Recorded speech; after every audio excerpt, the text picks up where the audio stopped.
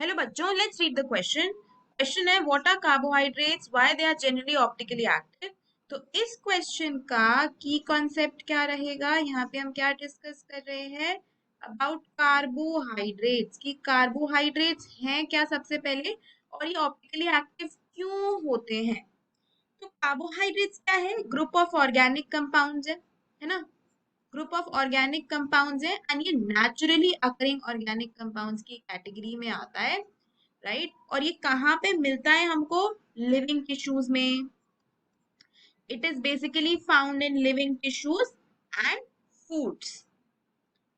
तो अलग अलग तरीके के फूड्स में, लिविंग टिश्यूज में कार्बोहाइड्रेट्स को पाया जाता है। कुछ एग्जाम्पल्स कार्बोहाइड्रेट्स के होते हैं, जैसे स्टार्च हो गया, सेल्यूलोज हो गया, शुगर्स हो गए, ये सब क्या है, कार्बोहाइड्रेट्स के एग्जाम्पल्स हैं। अब कार्बोहाइड्रेट्स जो होते हैं वो जनरली क्या होते हैं, ऑप्टिकली एक्टिव होते हैं।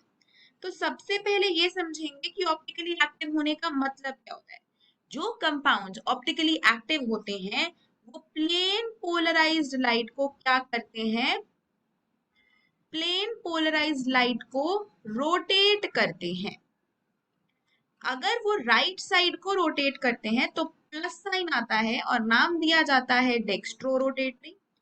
अगर लेफ्ट साइड रोटेट करते हैं तो माइनस साइन आता है और नाम दिया जाता है लीवो रोटेटरी।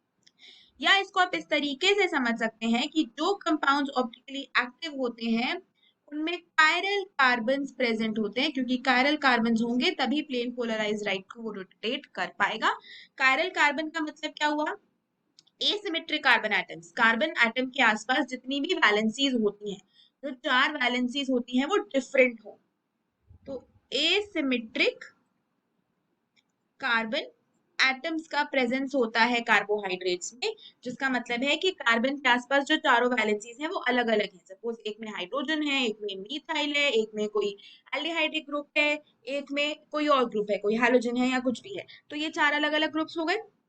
तो ऐसे ही एसिमेट्रिक कार्बन्स होते हैं कार्बोहाइड्रेट्स में, जैसे कि आपके पास ग्लूकोज हो गया, फ्रक्टोज हो गया, ये जो है शुगर्स के एग्जांपल है, which are carbohydrates and they are optically active as well. तो इस क्वेश्चन का यही आंसर है। Hope you understood it well, best of luck.